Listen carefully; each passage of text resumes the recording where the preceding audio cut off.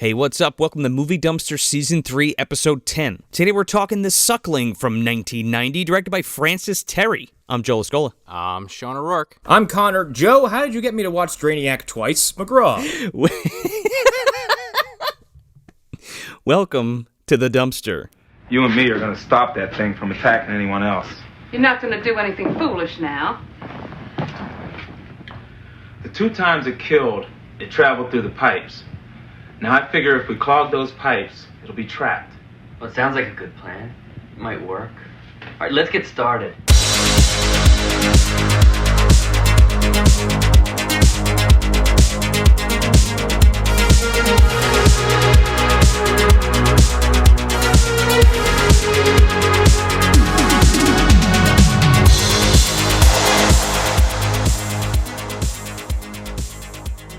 No, seriously, how did you mindfuck me into watching the same movie twice? Right? That's what happened? Look, it's not the same thing. You know what? Yeah, you know why I think they feel the same is because of the production value. They're both like those independent, low budget kind of gore fests. Also because lots of inappropriate things happen and people are murdered through toilets with tentacles. Sure. I would almost argue that the Drainiac, if you're going to even try to compare it to this film, is like the super light version of this that adds a little bit of a ghost story. Yeah, I mean, maybe it's its cousin. A cousin I could see.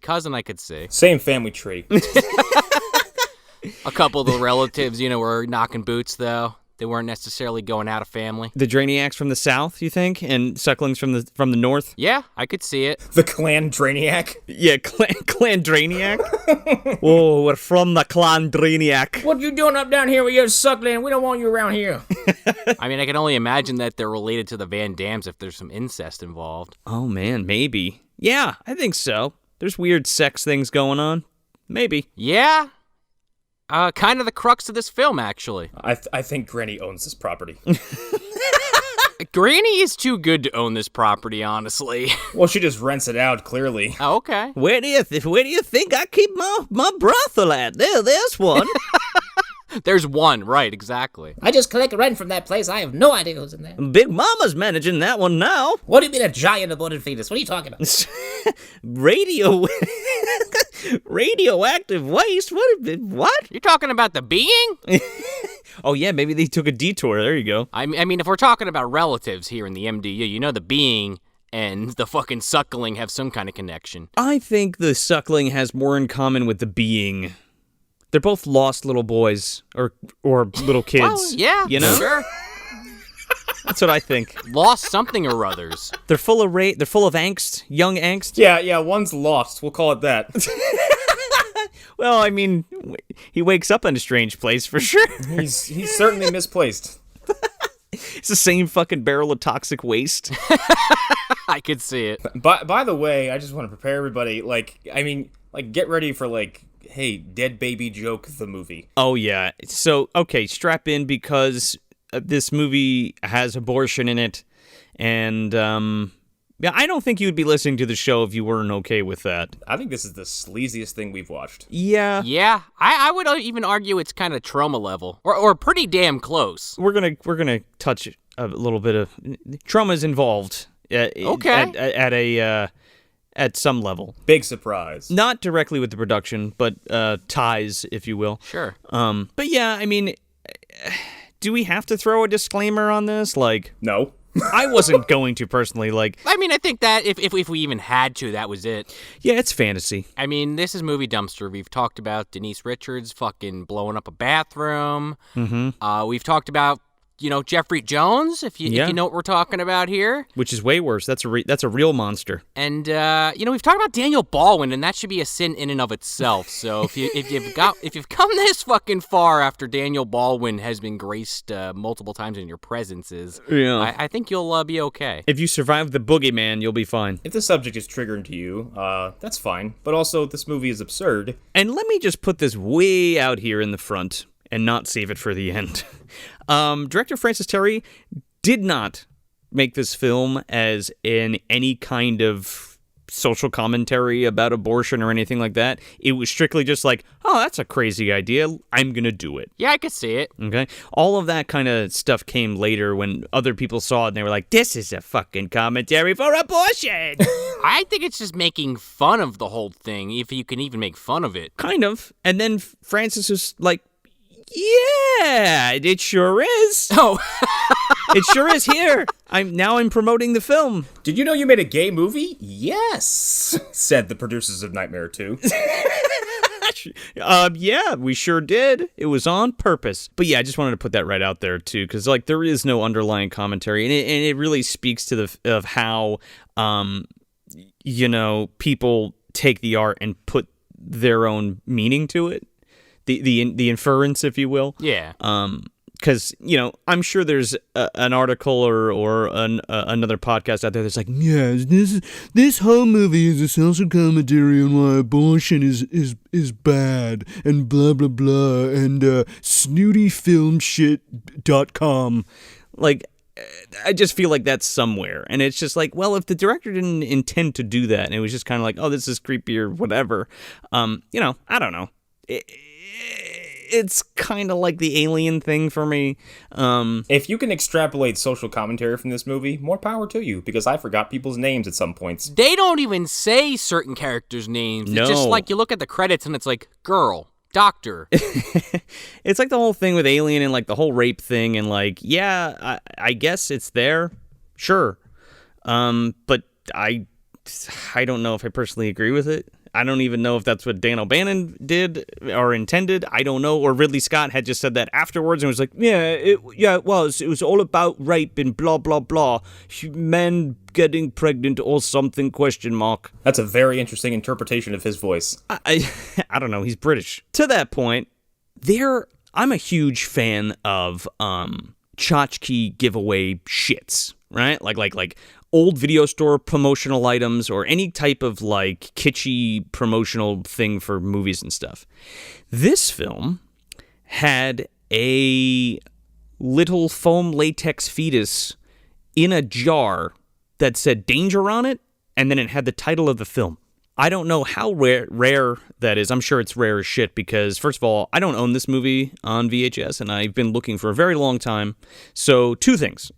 If anybody listening has the Suckling on VHS and wants to part with it and or this promotional fetus item, I need to purchase both of them and reach out to us, please. I would love to own these things eventually. I was joking that GVD and the Van Dams had something to do with this film, but with the fetus in a fucking jar, I think you just proved it, Joe.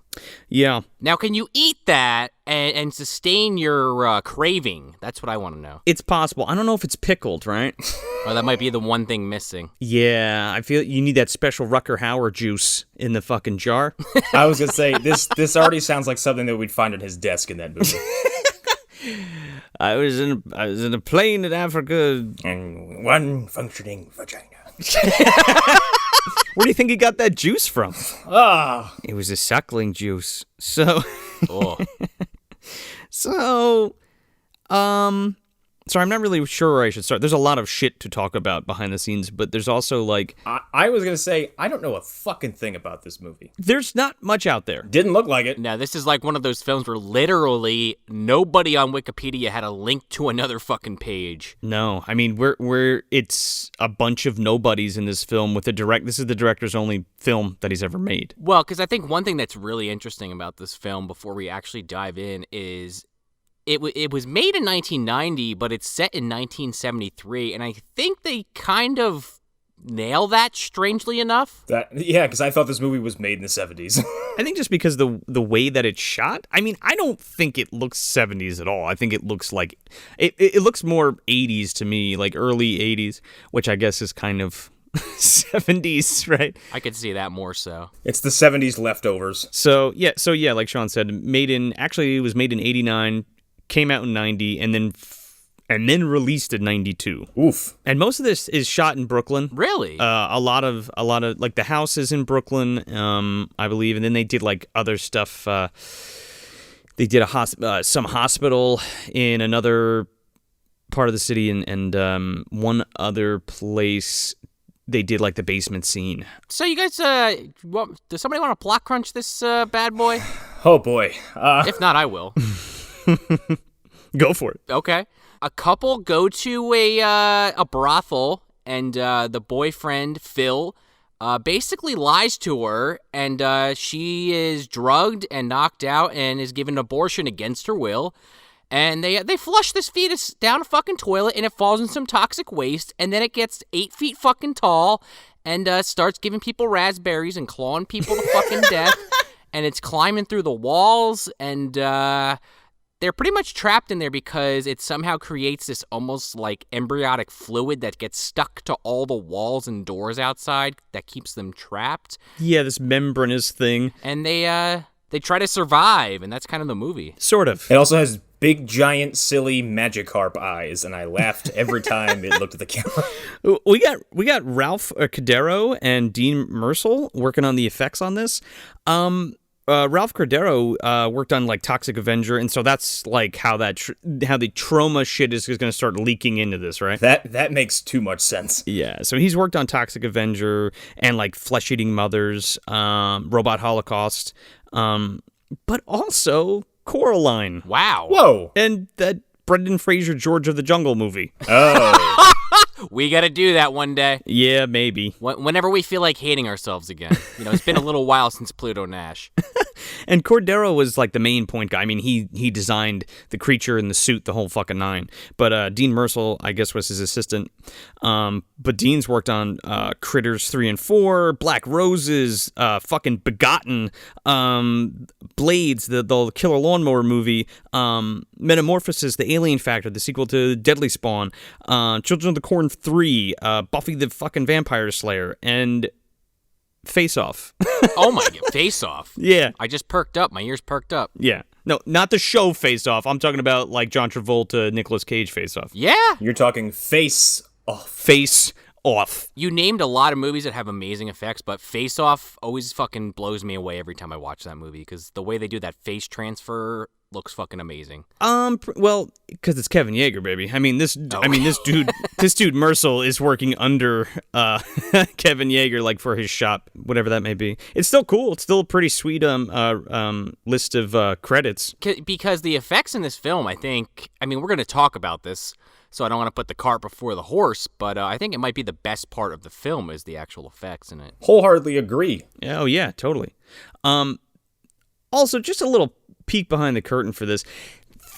This is a low budget movie. I couldn't tell. I know, but my case in point is it was like $50,000 for the whole thing. Oh, and it shows for the most part. Yeah, but the fucking creature effects were $10,000. It took $10,000. Wow, to make this creature, and I just want to kind of put that into perspective for you because like I feel like a lot of people don't realize how much work it is to create creature effects, let alone a whole fucking suit with animatronics in the head and shit like that, you know? Yeah.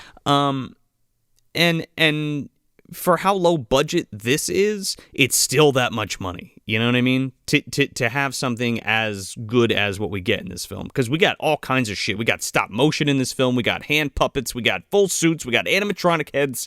All kinds of good shit. Reverse photography, which I love. Just one more tidbit before we really jump into it. Michael Gingold is in the fucking creature suit for a lot of these scenes. And who is that? Because I'm not familiar with that name. He is the former editor-in-chief of Fangoria magazine. What the fuck? Okay. Yeah. That was a weird credit. Yeah. Super awesome dude. I got the chance to bullshit with him at, I think Monster Mania he was at. He was promoting his book, The Ad Nauseum, which is like all of these old newspaper ads for movies that are all cut out, and he put this book together. Okay. It's really great. If that sounds fun. Yeah, you guys need to check it out, and listeners need to check it out if you haven't already. Good shit. He has a horror one and he has a sci-fi one, which is really cool. Okay, 2 genres right up my alley. Yeah, man. Now he's got to do the fantasy one, and then he's got me totally hooked. Yeah, I wrote a whole goddamn review of that book, and then got burned by some this company, or not even a company. I forgot what the fuck it was called. I don't want to call anybody out on the air, but it like dissolved, and and this dude like fucked over like a bunch of artists and graphic designers and writers and shit, and like it was a bummer. Oh my God. Yeah, so I should probably just put that out there because I wrote it. It's just sitting in a fucking file. Anyway. Yeah, fuck it. Put it out there for the people. But yeah, he's in the fucking creature suit, and I just thought that was so crazy. I don't know. I had no idea. Until I cracked open my fucking Vinegar Syndrome Blu-ray of this. started scanning it. I like how you're like, I don't have it on VHS, but I certainly have it on Blu-ray. I sure do. Yeah.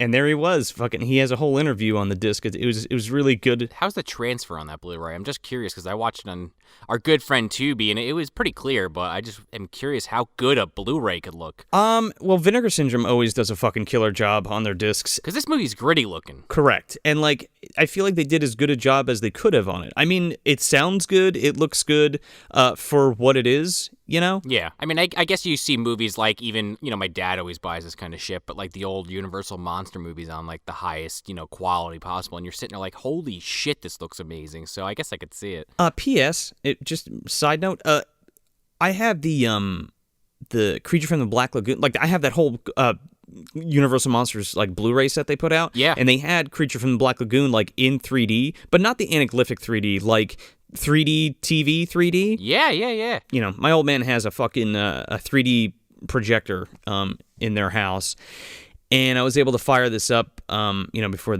all the fucking pandemic and shit. But like, I was so stunned watching it because like I've seen it a million times. It's like it's my favorite Universal monster movie, but like, it was so fucking clear, and the 3D was amazing. Like, I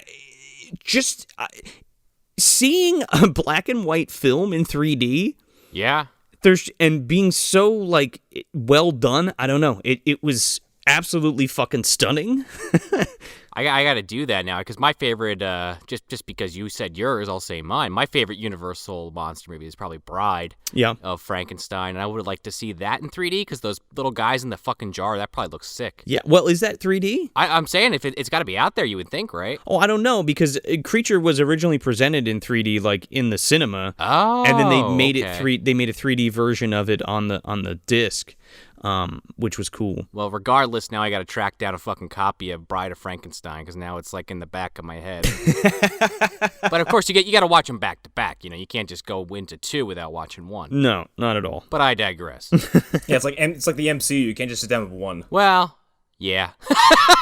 Yeah, exactly. Or the MDU, you just can't sit down with like one of them. You gotta watch all 83 movies in a row, and then you can finally know what the fuck we're talking about. Yeah, keep up, Marvel. Yeah, once you piece it all together, you fucking you attain galactic oneness. Right. Well, you got that Sutter Kane fucking picture you gotta piece together. We've talked about it before. Yes, exactly. You go right to fucking Hobbs End. Meet that fucking that tentacle lady. Yeah, and then next door is the Wizard's house. Allie Oates is there. Dobby's there doing fucking tequila on the top of the kitchen table. Fucking doorbell rings. Who's that? Oh, Norm. Norm from fucking House is there. Yeah. Yeah, Norm comes over. He's got his bathrobe on. He's got his Chinese food. He's trying to, be buddies with the fucking wizards, but he's got no powers. No. He's like Friar Tuck. He's just kind of there. He's watching it. He watches Haggerty come in with that fucking smoke cloud, and George Wendy pulls out his fucking cigar and he's puffing away. He comes over to watch the Bears game with all of them. With Gunner. Yeah. GVD's not there, and he's like, hey, what happened to that old lady? I hated that son of a bitch. What a heartless woman. She's in the back. Oh, heart of gold, love her, wanna fuck her. Heart of gold. Love that one. Can't wait for her to fucking pin me up against a wall. Oh my goodness. You wouldn't survive. Come here, Norm. I'm gonna get under that bathrobe. You guys at home, you had to know that Norm was getting into the fucking wizard's castle at some point. I know. You listen to that fucking House episode in House 2? There you go. Yeah, you know who's not getting in there? Fucking Gramps. He can sit home with his fucking Bud Dry and his pupper pillar or catter puppy, whatever the fuck it was called. Well, he doesn't have a dick anymore, man. It's gone. Yeah, he doesn't. It's gone. The sad thing is when Jesse and Charlie and all those other creatures and that silent woman disappeared with Doc Brown, Gramps, he thought he was fucking dead, and then he realized, fuck, I'm fucking immortal, and I just let them all leave me here. You think, like, Gramps' dick broke off in that young woman and it became the Suckling. It wasn't actually Phil. It wasn't, no. That's why he takes her to this brothel? Exactly. You fucked that old zombie and you got pregnant with the baby and... My girlfriend fucked this zombie prospector. Now I gotta get it out of there. What was she even doing with him anyway? Yeah, speaking of... Let's roll into this. The inside of this fucking brothel looks like someone's nana's house. Well, it's like an old fucking house from like the 1800s, dude. Yes, it looks like an old person's house. Well, it's nice on the outside. Yeah, well, yeah, it needs some fucking TLC for sure.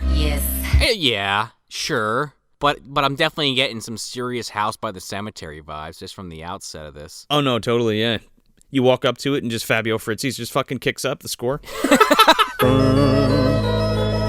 I could see, speaking of the score in this film is very good, I would say. Joseph Terry, I would assume the brother or relative of the director Francis. Yeah, I was kind of thinking the same thing. Only score he's ever done in his whole life is for this. We kick off this film with one of, I think, Movie Dumpster's favorite things. Oh, yeah. Definitely not being sarcastic at all.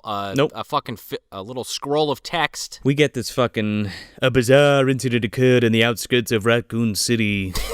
The whole fucking thing. In 1973. In 1973. It's like this Texas Chainsaw ass fucking thing where it's like, all these, people were killed in this brothel house during an abortion, and the cops, our brilliant detectives don't know what happened exactly, but the filmmakers, they believe it, so strap the fuck in, because we're about to go show you a toxic baby. If that all sounds weird to you, don't worry, you're human. Well, we first start with the main character, who never, again, like I said a few minutes ago, never gets a fucking name.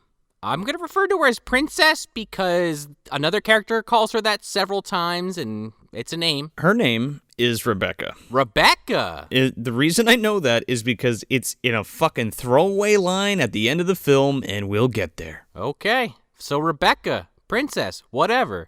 She's in her bed having a dream, nightmare, whatever you want to call it, and Dr. Giggle starts walking up her fucking stairs with a scalpel in his hand. This motherfucker's got a giant needle? He walks up to this girl and anesthetizes her with a syringe the size of my arm. Dude, it's one of those old glass ones? Yeah. Like those big fucking honking screw-on motherfuckers? Yup, it would make Dr. Herbert West blush. And then he just, sticks it in his pocket. Like, after he shoots, he's like, I'll just put this in here for later. Okay. That ain't gonna stab you in the leg later. No. And then he proceeds to, take this woman out of bed and put her in a chair and wheel her ass down a fucking hallway. Also, congratulations for getting that in a vein without her screaming. Yeah, what? Well, he's pushing her in this fucking hospital hallway, and then randomly there's some nurse with her tits out with blood all over her. And an axe, and I'm like, what is going on? I was like, is this woman dreaming? What the fuck is happening right now? I'm extremely confused already. Yeah, but she's rolled down this, fucking Jacob's Ladder hallway, and the aforementioned weirdness is happening, as Sean just said. And they take her to a surgical suite and, just start cutting her open. Yeah. Oh, dude, he fucking just, leans over and he's like, okay, you got your fucking oxygen on, and now I'm just gonna cut your stomach open. Yeah.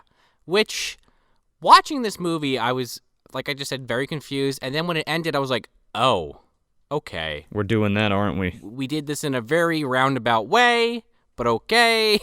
It kind of just, opens up like that, right? There is no preconception of what's going on with her and, why she's having this dream, because, it's just, metaphorical, what have you. Right. And we also get, a dream within a dream again, because she, wakes up and then gets, her throat slashed and then wakes up again. Yeah, by Dr. Giggles, by the way. The gigs, man. Oh, I can't wait to do that. It's coming. One day. Her name's Lisa Petruno, by the way. Lisa Petruno.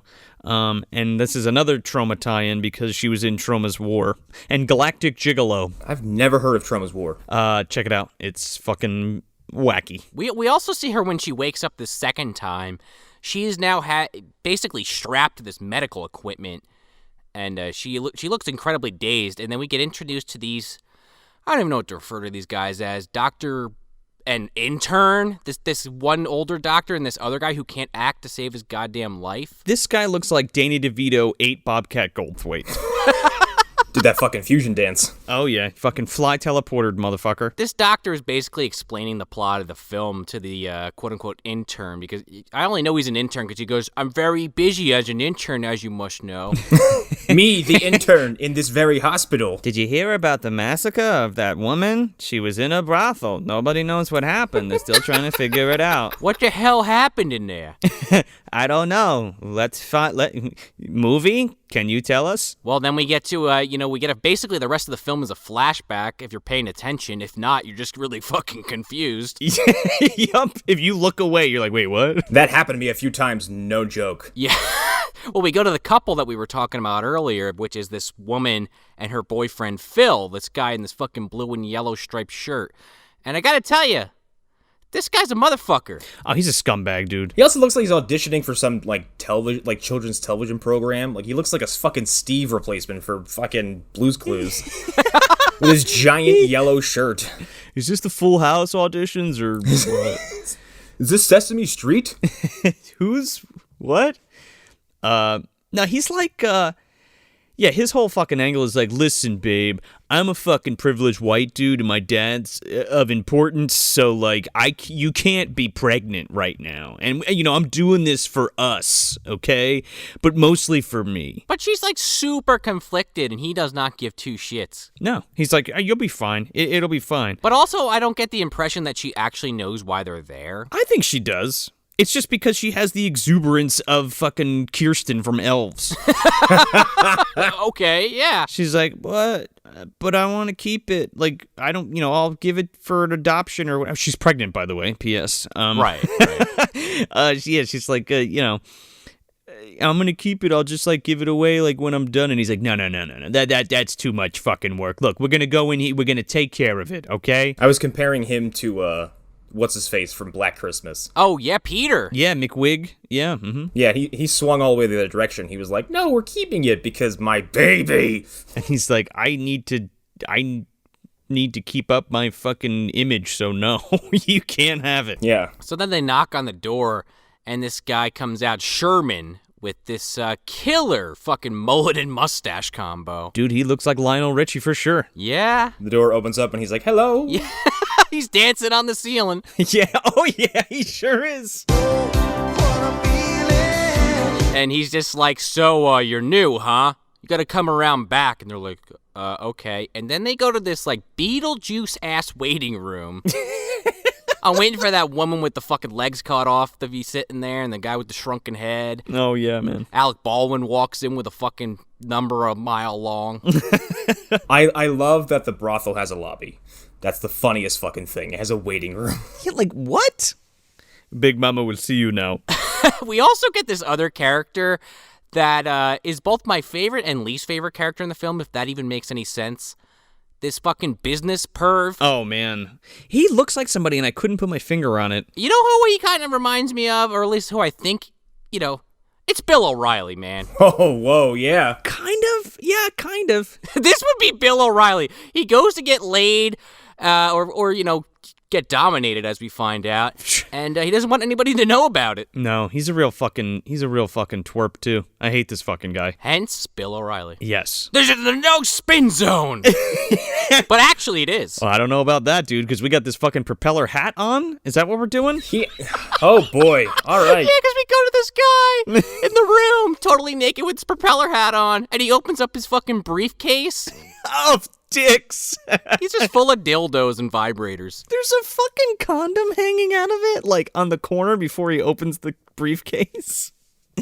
This scene, oh my god. This scene is bizarre. It is... I was laughing the whole fucking time. Truly a sight. This was the start of a beautiful friendship. The sound effects and everything. He picks up one of these dildos and just, like, starts, like, shaking it or something, and this dominatrix from across from him, Catwoman, whips the fucking dildo and it wraps around it and she pulls it out of his hand. And then the propeller starts spinning. Not making any of that up, by the way. That all happened. Verbatim, this happens. Stack of Bibles. He fucking... It's all, like, reverse photography, too, so it makes it even funnier, like, when you see it, because, like, the whip, like, reverse wraps around the fucking dill and, like, she pulls it across the screen. He ends up, like... getting on his hands and knees, and she fucking airplanes this dildo into his ass. Yep. And he goes, oh, and his fucking propeller on his hat flies off and like flies away somewhere. And then some other woman comes in and she goes, yeah, Mary, you're needed by Big Mama. No, she goes, I'll take over. She goes, your grandmother's here to pick you up. Oh, yeah, right. And then she's like, okay, switch with me. And this other girl comes in. She's got this big-ass fucking piece of lumber with nails stuck in it. Yeah, Vanessa. She's going to hang around for a little while. She came in with, like, a fucking hardcore wrestling weapon. Yeah. There are spikes on the end of that paddle, right? Yeah. Mick Foley's jealous. He was like, that's mine. Bang, bang. You know, and then we cut back to the waiting room, and like Joe was kind of alluding to, Big Mama is ready for Rebecca to go back. And they lead her back to this room, and it just looks like a fucking, like, saw room or some shit. There's, like, bloody instruments all over the place. Oh, yeah, it's fucked up.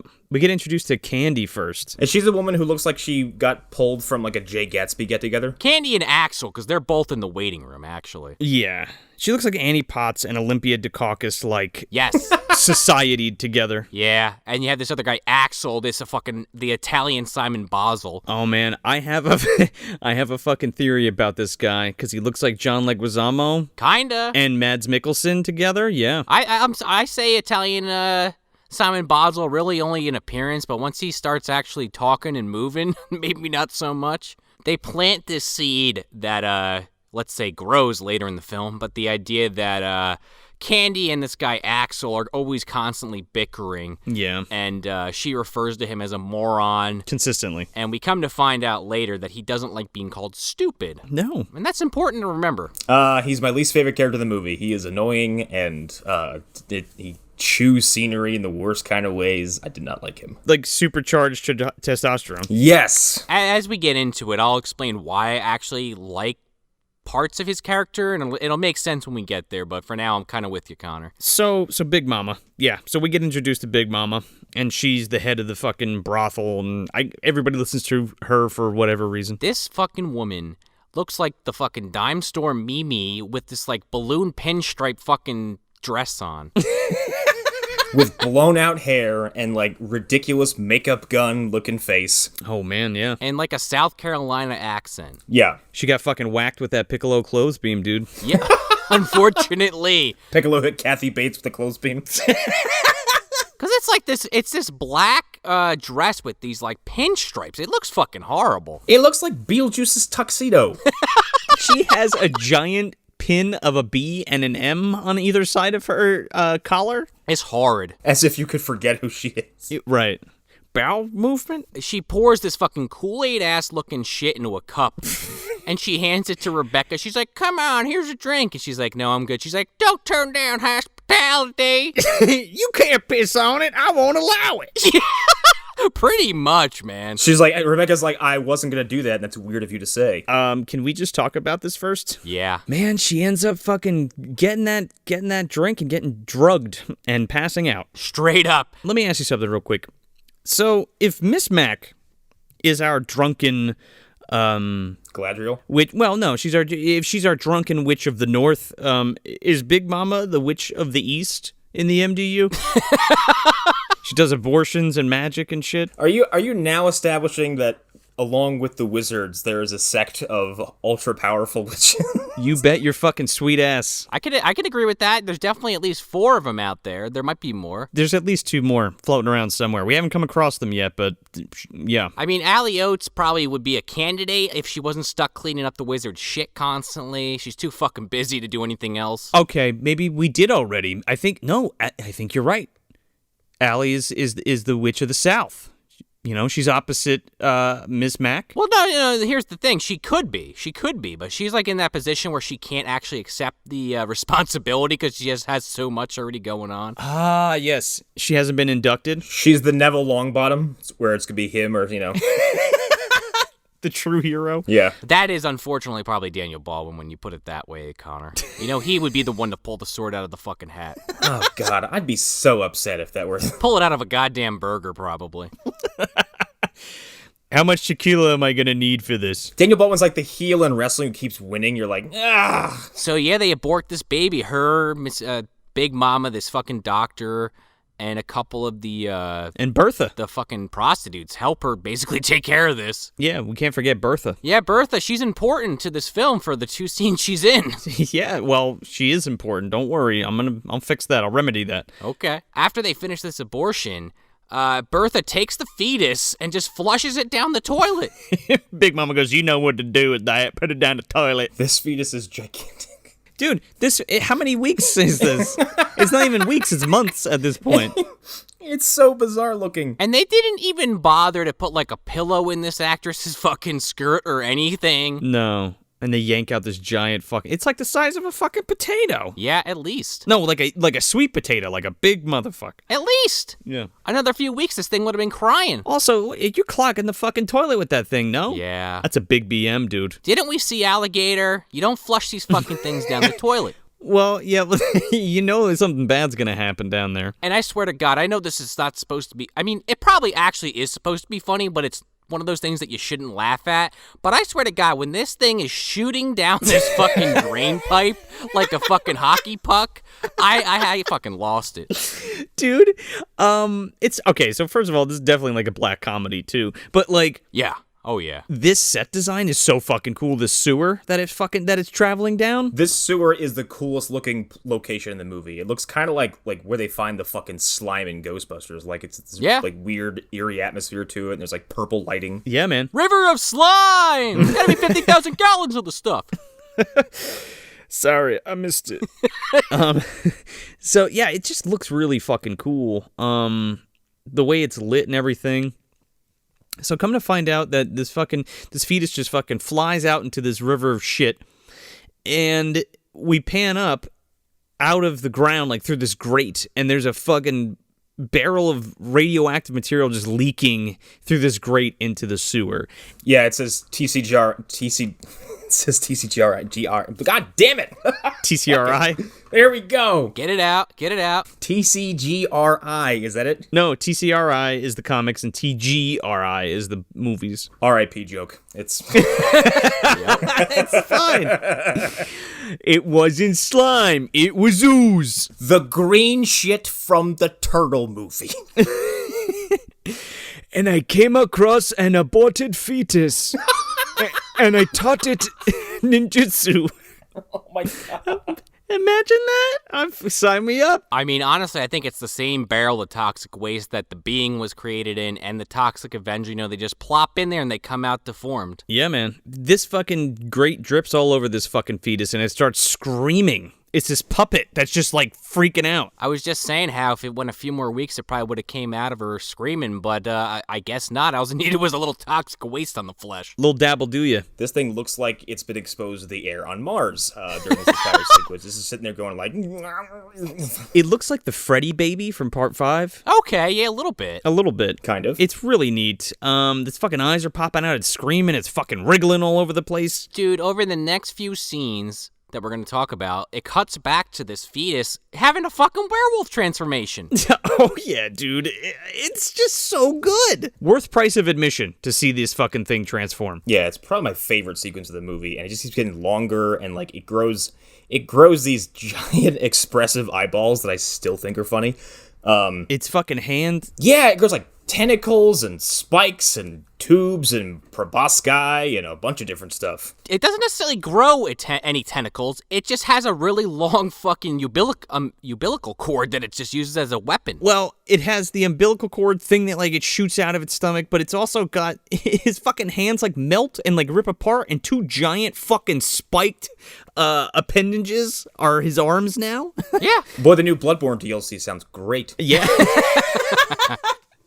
The old blood. That's what I was in that fucking that canister. It was blood from Yarnum. Yeah, sure was. Oh no, that's the MBU now. Oh, everything's fucked. Yeah, that's it. It's leaking in slowly. So after this fucking great effect sequence where this thing fucking goes from fetus to fucking skinless werewolf, 8 foot tall fucking skinless werewolf,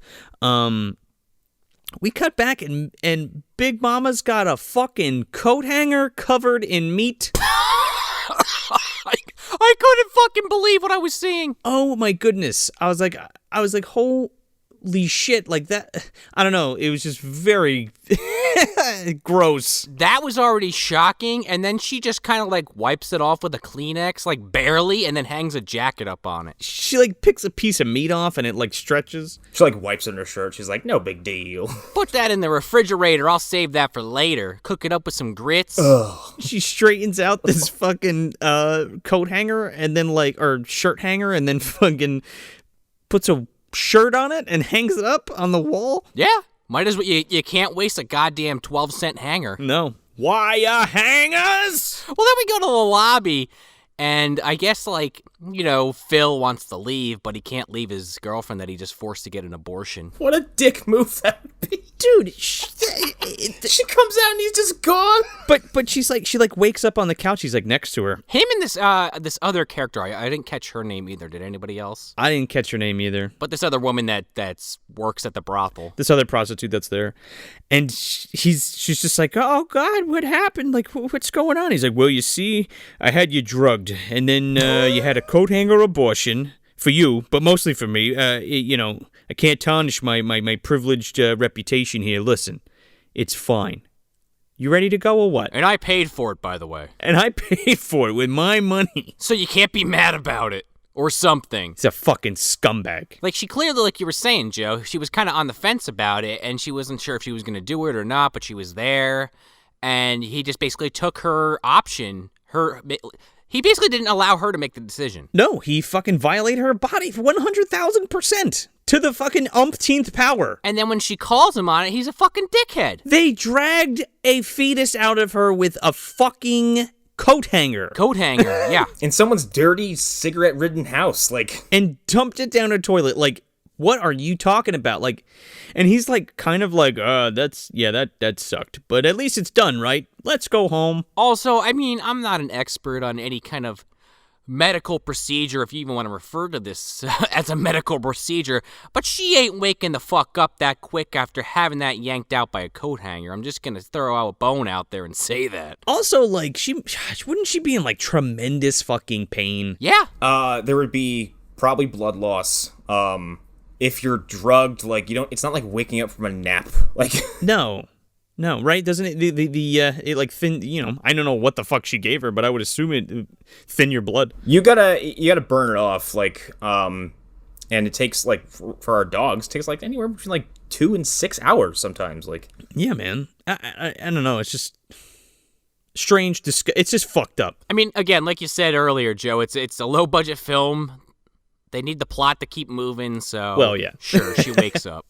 Well, she fucks off from the movie in a little bit anyway. Yeah, she takes a little break. But her and Phil, they want to leave, but they're told to go back through the back way that they came in.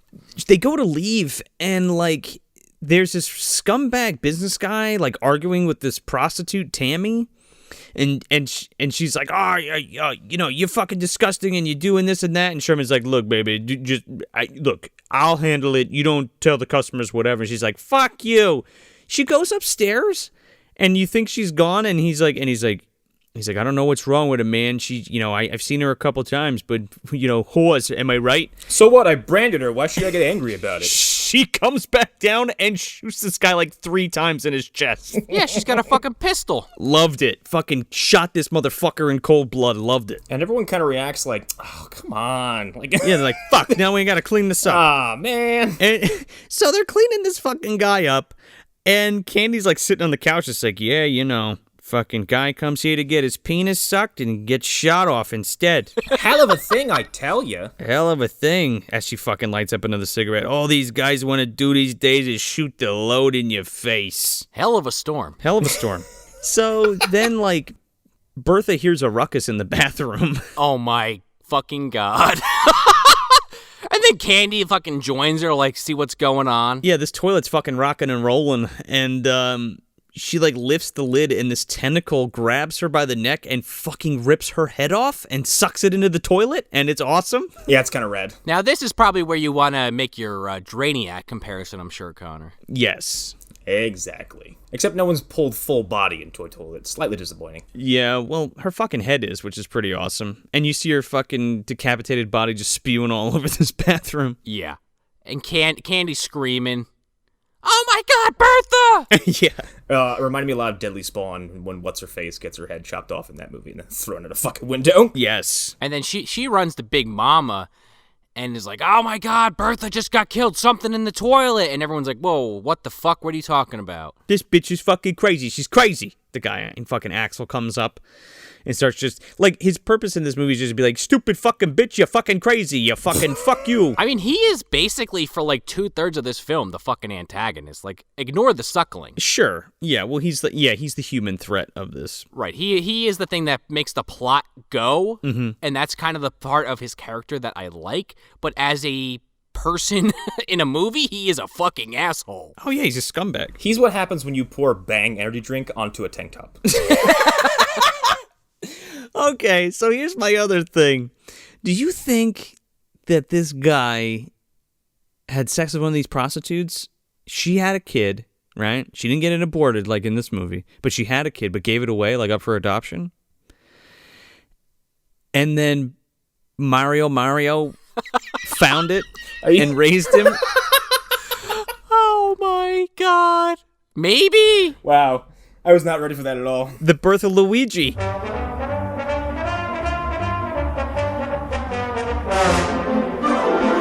This guy looks like John Leguizamo, you think? Like, in the MDU, you think that's canon? What do you think? I mean, he's been his mother, his father, his whole life. I can't really argue with that concrete fucking information. I'm pretty sure.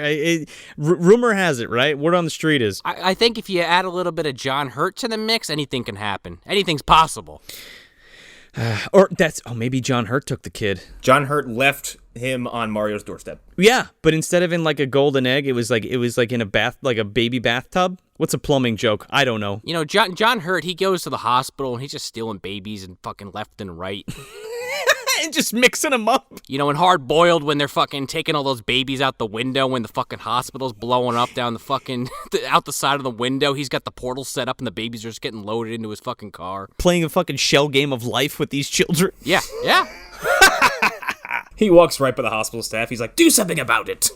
Go fuck yourself. I dare you.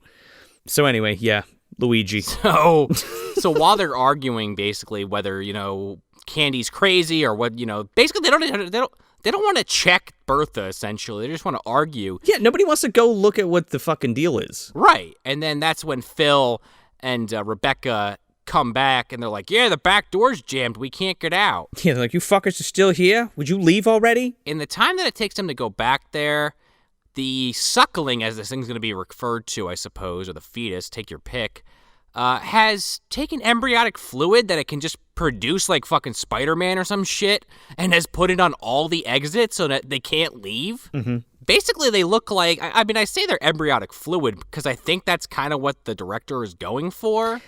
They're like membranous splotches of like flesh. Yes. They look like something Tetsuo would throw at you from Akira. Yeah, it's like fucking flesh glue that is like stuck all over the windows and doors of this place, so nobody can get out. I would have loved if this movie had a slightly better budget to see this thing actually kill somebody with that fucking whatever that stuff was. Well, maybe. Like at the end of the movie? Well, we'll get to that. Maybe you might be onto something. Yeah, question mark? Doesn't Axel try kicking down the door and it makes the funniest fucking sound effect? Oh my god. Funny sound effect? Look at the fucking action in this man trying to kick this door. Is hilarious. He keeps going at it. He's like a fucking, I don't even know what. He's basically going back and he's like, It's one of those things you'd have to fucking see. I don't know. He doesn't look like he's trying to open a door. He looks like he's just punching a wall. Like, yeah, I don't know what he's doing. He's dancing in front of this fucking door, and he's like, yeah, it won't open, fuck. At this point, too, that businessman, the guy, fucking Bill O'Reilly, shows up. Yep. You know, he's like, I gotta leave. He's like, I'm never coming back to this establishment if you don't let me out of here. Like, the doors are stuck. We can't leave. What part of that don't you understand? He's like, I'll take my business elsewhere. And then someone like goes to help him with his briefcase. He's like, don't touch that. It's my property. It's got my dildos in it. Yeah, exactly. It has all those dildos in it. He's like, don't touch it. It's full of dildos. Now you don't want to touch it, do you? That have been in his asshole. It just starts, you just hear,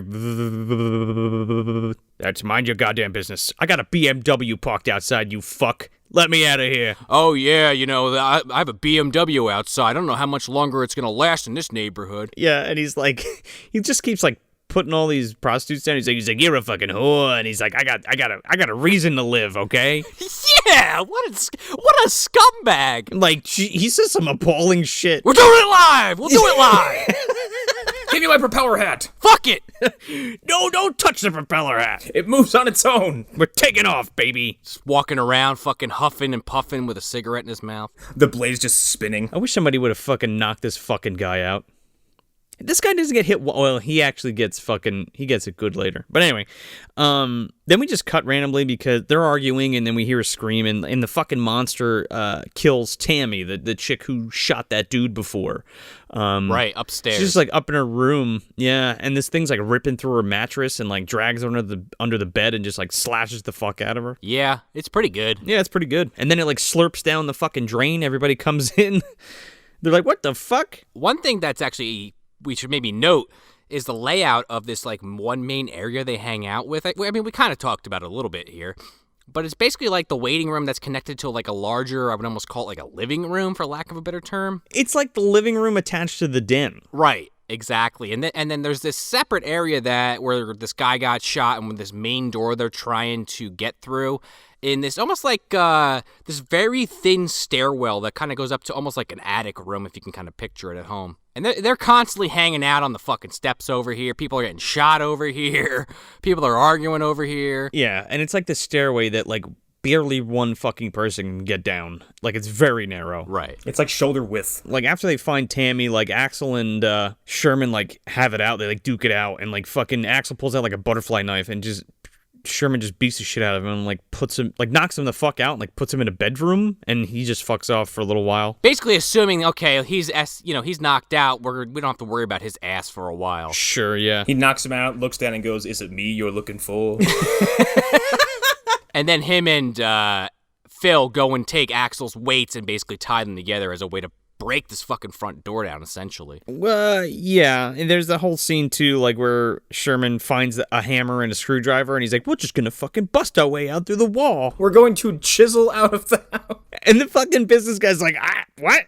I'm not gonna do that. I can't do that. I'm not a laborer. I'm a fucking businessman. Fuck you. I'm not doing no chiseling." This idea that Sherman has with this fucking screwdriver and a hammer, like, it's a horrible plan. Like, it's just really to fuck with this business guy. Because why wouldn't you just take that hammer to the door, just keep hitting it as much as you can until you get tired, Sure, hand it to the next person, then they do it, and then just fucking repeat. Sure. But the fact of the matter is, like, Sherman makes him do it because he keeps complaining, and he's like, "I'm not going to do that. Have one of the whores do it. I'm not doing it." Sherman's like, "Watch. I'm better than that. I'm a civilian. I'm a Fox News host. I'm white. I have a TV show." I got a BMW. Sherman walks over to somebody else. He's like, "Want to see me keep an idiot occupied for 2 hours? Watch this." He calls him a vulgarian. Like, what kind of insult is that? And I'm like, is that some like fucking Tobin Spirit Guide shit? I'm like, I've never heard that term before. No. Vulgar the Vulgarian. He's from Planet Vulgar. So they figure out that like the suckling like comes through drains and shit because they saw it go down the fucking pipe. So they're like, all right, great. We're going to plug all the drains in the fucking house. Dude, this sink has the dirtiest fucking dishes. Dude, this whole place is filthy. This place could definitely use Allie's touch. Yeah. Allie comes in. She's like, all right, you need a clothesline of clothes here and a ham sandwich there and a half-eaten bowl of cereal right there. What do you mean you don't have a house elf? Oh my God, Dobby is in here, but he's also a prostitute. Honestly, I feel like this is this creature's fucking place to hang out. That's why it's such a shithole. He's kicking back with a fucking cigar. This is pre-aberration, so he hasn't been killed yet by the fucking lizards. Creature gives no fucks. Allie's like, "I can't believe I didn't see one giant pile of laundry here." Yeah, I need some place to take a nap. Yeah. What does she nest like a rat? Where's your washing machine? She just crawls in. She crawls in next to it. There's like a pile of fucking abortion rags she fucking hides in. Oh. But then she crawls too far, comes out the other side, meets a Spanish maid, and she's no. She's wealthy. Margarita fucking drops her dishes. Fucking Allie, she gives like that grimace kind of like look that she does in fucking Boneyard, like, oh, fuck. I thought you just said she looks like Grimace when she comes out of that fucking thing. And I was like, maybe. Margarita drops a plate of fucking dishes. She's like, "Ay, Dios mío." Jersey, what the hell did I do to myself? You purple abomination. I've crossed dimensions, Jersey. I'm a fucking purple freak. You fucking RoboCop, help me. Holy fucking shit. The visual of Grimace with Allie Oates' haircut and face, that's something. Gotta pull that up in Photoshop. Oh, fuck, man. That's that only when she crosses dimensions, though, right? It's like Right, yeah. It's like when Thor's on Earth, he can turn his hammer into a fucking umbrella. She's not happy about it. She goes right back through that washing machine, but unfortunately the fucking door is closed, so she's got to wait it out. Well, she finally locked it, is what happened. Margarita was like, I'm locking this shit. I've had enough of these people coming through this drive. That's enough people crawling through. She needs Cliff from Cheers to come over, trained adventurer and electrician. He could help her out. Do you think he services that machine? Found your problem here, Margarita. You got a core line tunnel to a different dimension. You got poor housewives that want to be rich on the other side. You better close this shit up. Next thing you know, you're going to have a grimace crawling through there. Let me ask you a question there, Allie. Is your house also a Aztec temple? Because if not, I can't really help you. Oh, it might be. It's burning fucking all her case files under that fireplace where you put that skull? Maybe. Maybe. Somewhere in there, it's in the ash. You just gotta look for it. So they're clogging up this fucking sink in the kitchen, and an umbilical cord like fucking shoots out of the bottom of the sink and grabs the college kid. What the fuck's his name? Oh, Phil? Grabs Phil, and like Sherman like saves him. He like cuts the fucking cord on this thing. And there's an awkward shot of some stop motion animation, and it's very grainy. I love it. Yeah, I love that too. I love stop motion. It's so fucking charming. Especially like the jitteriness of it. Yeah, it's like it's not exactly perfect, but it still looks good to me. It's not smooth at all. It's very charming. It's like shit I used to make when I was like 10. Yeah. Exactly. I think that's Joe. Me and you, same thing. It's like we used to do that as kids, so it's like you have like that, affection for it, and like the old Harryhausen shit. That's what always comes to mind. Oh yeah, hell yeah, big fan. And it's not easy, by the way. No. I animated a tentacle for the movie She Kills. Yes. And I composited all of that scene. Which was fucking incredible, by the way. Thank you. It's pretty neat. I do special effects. Hey. Sometimes. Yes, you do. Also, P.S., the monster like screams here, and it sounds like a fucking rusty door closing. Yeah. Pennyworth needs to fucking translate this with his fucking xylophone. So then they set these fucking weights up, and they have it tied on a fucking rope, and they have it like looped over like a board in the ceiling that they just were like, fuck it, we're gonna destroy this because we're gonna die anyway if we don't do something. Yeah, they like stuff them all in like a big giant chest and essentially make this like giant wrecking ball. And then of course, right before they're about to try it out, this fucking guy Axel wakes up. And he somehow got his hands on the fucking pistol that other girl had earlier, and he just shoots the rope. Yeah, he's like, now you ain't fucking getting out of the house, so you're stuck here. But he's like playing cock of the walk with Sherman because he's like, yeah, you fucking punch me, man. Nobody dogs me, man. And he's like, I'll shoot you in the face, man. Yeah, and then he goes on this big fucking power trip for the rest of the movie where he's threatening everybody like, you're gonna do what I say or I'm gonna fucking kill you. Dude. And the businessman's like, I don't want to do this. I don't want to do any of this shit. Like, I got a life to look forward to. Dude, Sherman like ends up like wrestling this dude and like knocking the gun out of his hand, and he like smashes a bottle on his head, and Sherman gets the gun and he's like, now what, motherfucker? He's like, yeah, you're gonna sit down and shut the fuck up. And then the fucking monster bursts out of the wall and grabs Sherman and pulls him into his death. Dude, he gets it bad. Like the fucking mouth is just draining blood. Oh yeah. And that's Michael Gingold in that suit doing that, like bursting through the fucking wall. I kind of love this plot point. You take out the cool-headed guy who's basically got the situation under control now. Yeah. And the only one that this madman is even remotely going to listen to. And now it's just fucking chaos. Now this madman's in charge, and it services the plot, of course, and that's why I think I like it. There's nobody to challenge him. Right, yeah. Right, nobody's going to stand up to him. Like, Sherman was the only dude who did that. And he whooped his ass twice. And the only other person you could maybe see doing it, because you find out later Big Momma basically was like his surrogate mother, but she just doesn't say shit. She just kind of allows it to happen. Yeah, I don't get that. She diffuses a few situations, and then at some point she's just like, yeah, fuck it, I don't give a goddamn, do whatever you want. I mean, granted, this is the same woman that pulled a fucking fetus out of a girl with a fucking coat hanger and laughed about it, so maybe I'm trying to give her, maybe she's not a good person. She's got morals, man. So Axel's like fucking running around. He's like, hey, everybody's gonna fucking listen to me now because I got a gun. You see it? We're gonna kill this thing or whatever. And Kenny's like, yeah, fuck you. And he's like, what'd you say, bitch? And he like points the gun at her and she just like gets up and walks away. He turns around and then fucking shoots this woman in the back of the head and she's out of the movie. Yeah. And it turns out she's a robot because sparks fly out of her head. I was fucking shocked. I mean, there's some pretty good twists in this. Like, yeah. I didn't see Sherman getting, like, I didn't see him gonna get fucking pulled through the wall. I didn't see this coming either. I mean, it's inconsequential because in the sense of, like, this character didn't really add a lot to a plot. The bigger point is that this guy is unhinged, and now everyone, like, knows he's not fucking around. No, right. And he's just being a douchebag because he's like, it's an animal, right? So an animal's got to have a place to live, right? And if it's an animal, it needs water, right? So riddle me this, Batman. Where does it live? And fucking Phil's like, oh, the boiler room? And he's like, correct. Now get the fuck up. We're going down there. Well, clearly it's the boiler room because the Undertaker and Kane and Mankind all live there too, right? Call Mick Foley. And Freddy Krueger.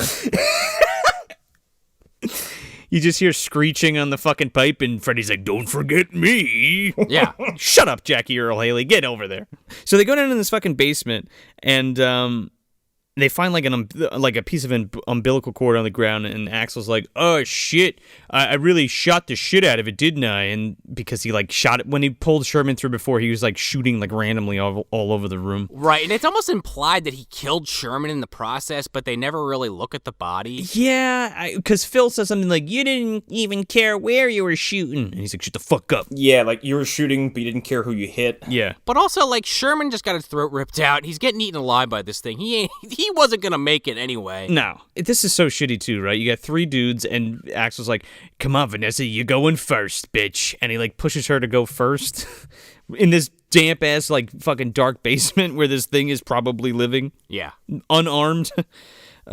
So this thing like it kills Vanessa and then I don't know, punches Axel and he like falls down on a pipe and like steam burns his face. And then Phil and the other guy like run upstairs. Right. And then he has this permanent scar on his face from that. Yeah, he's all fucked up. And he goes upstairs, he's like, you motherfuckers left me down there. Now come here, you. He grabs a business guy and he puts like one of those dog restrainer things on his neck. Like a pole? Yeah. He puts a rabies pole around his neck, yeah. And this guy, he's basically leaning around like fucking cattle. He's using him as a literal meat shield. He's like, bark for me, baby, bark. And the guy's like, arf, arf. Yep, lines up. Sounds like Bill O'Reilly, all right. Who's to say he wasn't enjoying this just a little bit? Oh, dude, he was into it. He was just getting fucked with that dildo before and then paddled and shit. He's into this. He puts on the rabies pole, he's like, oh, how'd you know? My dick's hot. I got a little mahogany here, guy. He whispers into fucking Axel's ear. He's like, yeah, you know my briefcase? Can you get something out there for me? And while you have me in this position, can you just, like, force this thing up my anus? Please? It's kind of my thing. Can you just real quick, can I see my case real quick? Can you get that for me? It's over there. Can you get my property? My briefcase. So they go back in the basement again, and, like, there's this weird scene. I mean, they're just walking around, right? And then, like, there's this weird scene where, like, he puts this guy's fucking head through a glass door that's down there. And he's like, hey, you did that to yourself, you fucking prick, yeah. Yeah. And then they hear the monster, and they fucking run away upstairs. And he runs away with his fucking rabies pole around his neck. Yeah. He's fucking running fast, too. Well, Axel doesn't give a shit. He picks a pole up. Yeah, well, no, he goes into this room because he's like, what the fuck is that noise? And the Suckling's like fingering the outlet in there, the junction box. Which is never explained in any fashion. No, it's like electrocuting itself, but not really. Maybe it's a Sammy Kerr fan. Oh, yeah, there you go. You think so? Yeah, why not? Trick or treat, motherfucker. This dude picks up a pipe and... oh, man, I laughed out loud. He's like, motherfucker! And he, like, runs across the basement and stabs the fucking... He goes to stab it, and it, like, ducks, and he stabs it right into the fucking circuit breaker, and just lights on... He, like, lights... Like, he's smoking from all different orifices, and then his fucking head explodes. Oh, it was great. It's kind of awesome. That was actually what made me think of Trick or Treat first. Oh, man, it's so good. But we forgot to mention that right before he runs into it, he goes, and now we'll finish where I started with your ear.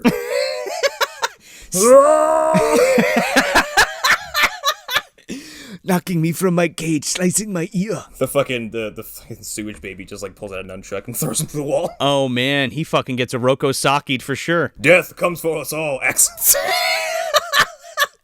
Oops. Nobody actually sees Axel get killed. No. They just assume because he never comes upstairs that he's gone. The lights flicker, quick whiff of ozone. Good enough for them. Yeah, that's it. Yeah, no one cares. That's why. Oh, and then we get back to our main character, just passed out on the couch, waking up from yet another dream. Remember her? She has like a flashback of the past 5 scenes in like supercut. She gets the fucking Yui Bowl treatment for a second there. Yeah. It goes House of the fucking Dead. Yeah. All right, we get a recap of the entire film. Yeah, that Sherigan's getting activated. We got a fucking like supercut of the last 15 minutes or 20 minutes of the film. Yeah. And she's like, where am I? And I guess it's supposed to just imply like all the shit she's been going through is getting to her, I guess. I don't know. She wakes up and she's like, where am I? We out of here?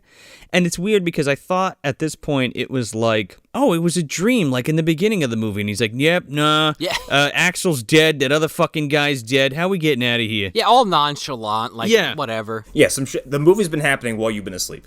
Pretty much. And then I guess, is this the part where they set the weights up again? Yeah, this is where they get back to work on that fucking wrecking ball thing. And this is so strange because like they set this thing up and they're going to swing it and hit it, and he's like, come on, man, we got to keep going until it breaks. And then it's just like a hard cut to Big Momma and that other black girl who was like helping Rebecca and Phil. Yeah. And she's like, I'm thirsty. She's like, here you go, here's a glass of water. Then the business guy who was just with Phil trying to knock the fucking door down is just in the hallway, and he's just like, why do you whore for a living? What's wrong with you?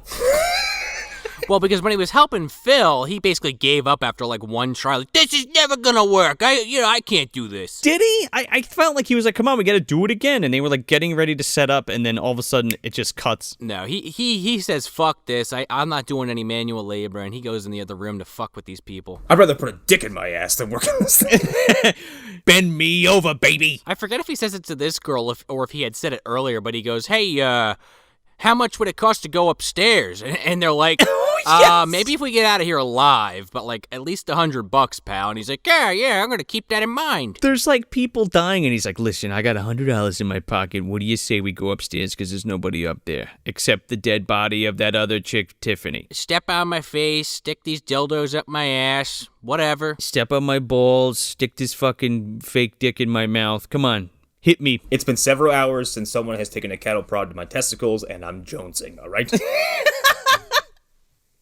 And they're basically just like, get fucked, asshole. Like, go away. And he's like, I will. And he's like, yeah, well, you're a bunch of whores. And you're beneath me.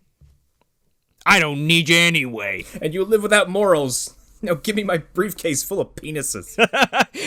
I'm a businessman. I'm a TV show host. Every night, 9 o'clock. Tonight at 9, dicks in my butt. So yeah, they're in the kitchen, and he makes that like off-color comment, just like he makes every fucking time he opens his mouth. And they hear something like in the pantry, and they're like, it's the monster, you shoot it. And now that chick, the black chick, like suddenly has a gun. Oh my god. Where did she get the gun from? Well, I think she got it from Axel. I forget the exact order of events, but that's the same pistol. That's some bullshit, because Axel was in the basement with the fucking gun. Yeah. And it runs out of bullets in the basement, and then he picks up the pipe. So she had to have gotten it from. Unless there's a second gun that I'm unaware of. I mean, I guess there's multiple guns in this fucking house, right? It's a brothel. Yeah. Doing illegal shit, performing coat hanger abortions, running drugs, I don't know what. Bootlegging. I wouldn't be shocked if fucking Ken Forey's done business here with his fucking girls.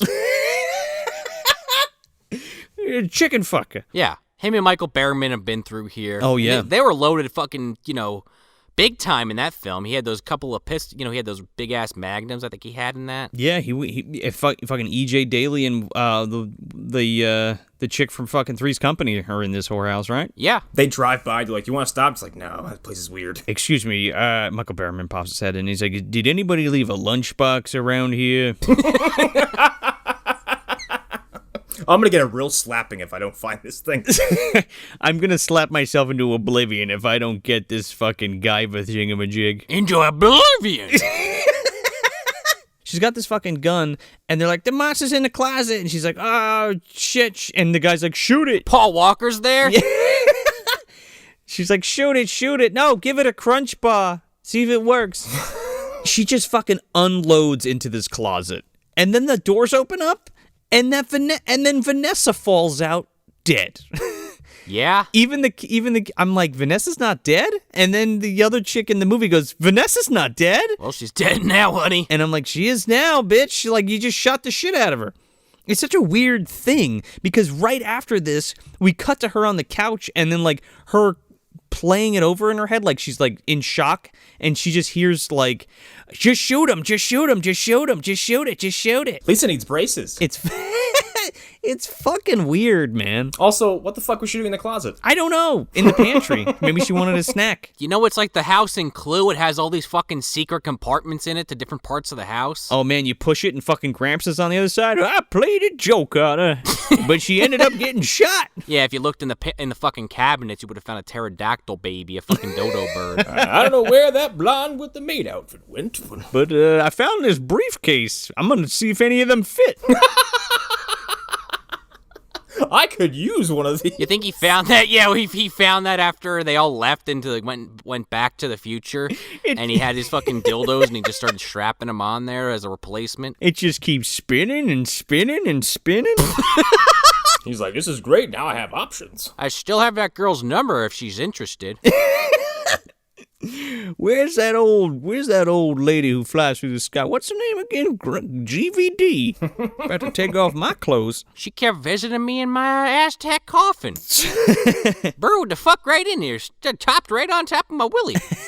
Very flexible, that one. I'm gonna ride it till I break it there, Gramps. Unfortunately, she was not able to. She had, he couldn't break it off until he had already been in that coffin for 100 years. GVD tried, but she could not accomplish it. I can see her try now. He's got that fucking prosthetic's built to last, man. Just need to put some fresh batteries in it. I mean, honestly, I could see Gramps being the new GVD. Grandpa Van Daam. It definitely isn't that guy from Elves. She excised that relationship. Well, I think she just has a bunch of side pieces, and Gramps is one. Like, she's just, she's got Gramps. Granny has keys. She has her house key. She has her car key. She has... That's all for men. Yeah, exactly. Well, she shares the house with Cloris Leachman in fucking Prancer. That's where everybody congregates to do this. Well, that's one of her many, abodes. Right, that's the main brothel, right? This is the one that she, kind of abandoned or, wrote off. She's like, "Here, Big Momma, I don't need it anymore. Just send me the checks." But then we finally get the culmination of this weight fucking idea. That shit does take forever, too. They break open the fucking door, and it makes this huge fucking hole in it, and they don't really even show it to the audience. No, and the way that... So they bust through the door in the membrane, and I thought it was cool because the characters look through first, and they're like, "I can't see outside. It's all dark. I don't know." And... business guy's like, "Get the fuck out of my way. I'm going first. None of you guys are going. I'm going." I'm crawling through the placenta. Yeah. Yeah. So he crawls out into this membranous cocoon thing. Well, and the thing that gets me is they're talking about, "Oh, we got to go up." And this guy literally crawls through this hole and immediately plummets. Yeah, well, it's just, no, he just falls out of the door and he's just standing outside. And there is an opening at the top. And the Statue of Liberty hand comes down, and Bill Murray's like, "Happy New Year!" And then Vega the Carpathian is trying to kill a baby. Yeah, fucking Louis Tully's on the other side of this thing, shooting it with a fucking with a positron collider. Yeah. Also, is it just me, or when he is traversing this membrane, or the fuck it is it not just a bunch of raggedy blankets that have been lit red? Yeah. Yeah, it's like ripped up silk scarves and rope and all kinds of shit. It's kind of neat. It's like a bunch of Persian rugs that just been fucking undone. It's kind of charming because I don't. Are they going for? Are they trying to simulate like flesh or the womb? Yeah, are they trying to simulate flesh? Or are they trying to make it like it made a nest out of like all of the clothes and things and scarves and shit from the prostitutes' rooms or whatever? I don't know. Well, no, I think it's literally just supposed to be like a womb. No, sure. I don't necessarily need them to explain any of this, but it's like so like unexplained that it's just like, yeah, of course a fucking toxic fetus monster would be able to create a womb from just because out of fucking thin air. Right. Well, is that even what it is? Is it like is it actually encapsulating the fucking house? Is it on command? Like it can like turn it on and off like telepathically or whatever? You know what I mean? Yeah. They just, they really went all in on this fucking, fetus angle, like every fucking way you could attack it. It's super charming though. Like yeah, I kind of dig it. If this is imitating a womb, it's pretty clever. Like again, like there's ripped up colored scarves and like silk scarves and different kinds of rope and different kinds of textured cloth and shit. It's really fucking neat. And fog, of course. And of course, this guy, as he's walking around, he's sweating like a motherfucker, like the guy in Jurassic Park on the toilet. I think this was Gennaro. I think this was too. He gets like his cuff of his sleeve caught in this shit. A singular button on his jacket is caught on something. Man, and he gets stuck undoing that for a fucking hot minute. He's like, God damn it, stupid. I could just take this fucking jacket off, but it was like $100,000 fucking dollars. I ain't getting rid of this. This is Italian. You can fuck yourself. I got this Men's Warehouse. I'm probably gonna die if I don't do anything about it, but I ain't, you don't get these things easy. I had to get this custom made. He said I would like the way I look. He guaranteed it. And I do. I really do. So, yeah, monster gets him. Unfortunately, you don't see it though. I kind of wish this guy got it worse, honestly. I know. I feel like the budget ran out for this kill because it was like, all right, he just kind of disappears. He got death by cameraman. Yeah, he did. He got fucking POV'd to death. He starts screaming as he gets attacked, and then that girl that we were talking about earlier that shot her friend by mistake, she hears him get killed and has a total meltdown. And then there's this weird part where like, I guess the hand gets thrown back into the room. Oh, yeah. Oh, and we get more animation. It's so fun, dude. Like the stop motion hands like crawling around, like getting all like, it's all gross and shit. I mean, it definitely wasn't that guy they hired for Addams Family and Idle Hands. He didn't get the job this time. Oh, man, they couldn't afford him, dude. No. Mm-mm. Not in the budget. No, not in the budget, but the stop motion hand was. We can get a hand guy. We cannot get the hand guy. But I do agree, Joe, because this is a really funny dark joke because, like we were talking about, he keeps going on about this briefcase that is his property and he left it behind. Yes. And the hand fucking hobbles over to the fucking bag and is like grabbing it as it stops moving. It's such a funny fucking gag, dude. This fucking severed hand goes over to the fucking dildo bag and like grabs at it, like Sean said. It's so good. And then as this is happening, that girl's freaking out and she has the pistol. Yep. And she's just like, we're not getting out of here alive. We're not going to make it out alive. And everyone's like, whoa, calm down. She's like, no. And just fucking kills herself. Oh, she blows her brains right the fuck out. Also with sparks. Yeah. Big old firework goes off in her head. Now we're at the part of the movie where we just fucking make a beeline to the end and everybody's, okay, well, you're not dead yet. You're dead now. You're dead now. Now it's Big Momma's turn. Okay, go. Big Momma's like, I've lived too long. Let me go fucking rectify that. Basically. She's like, this is fucked up. I fucking raised that boy. He was my own kin. So I'm going to go die with him. Or whatever. He has been dead for a while, and she's just now checking on this guy. Yeah, they don't even know where he is. And Phil's like, hey, is he dead? I don't even know where fuck you. Fine, go, whatever. I need to see my son's charred remains before I can leave this earth. I need to lie down next to my dead whatever. Son-in-law, adopted son, nephew or whatever. Crazy ass motherfucker. Yeah, pretty much. So she goes down to the boiler room and she doesn't even really like bring a flashlight or anything or a candle. She's just kind of fucking moping around down there with no plan. She finds the door where like the circuit breaker is behind the door where Axel died. And she's like fucking shaking this door trying to open it, doesn't open. And this is fucking great, dude, because the Suckling bursts out of a fucking washing machine. It's so good. It passes Allie on the way. Fucking yeah. Oh, dude. You know where that fucking where that's one of those fucking portals, right? So that like goes through. Oh yeah. That's connected to the well too. So we all know who's in the center of that. It really is like a Dark Souls hub. Yeah, but you know that fucking Suckling has a seat at that fucking table, right? Card table? Oh, yeah. Mm-hmm. He definitely plays every Thursday night, and the Thursday game, The Thursday game, yeah. Cumdar's there, and Corpse Fucker. They're always there. They're the MDU's APA, so of course they're there running the game. Mm-hmm. They're usually winning most of the games, let's be real. Sure, yeah. They're the only ones that can handle their liquor. Drinking the Suckling under the table, yeah. I mean, the Suckling, he's literally not even an infant, so, one shot, the guy's basically on the floor. Yeah, he's a fucking lightweight. Yeah, but he's 8 feet tall, so, like, they give him a pass, like, yeah, you could drink here, fuck it.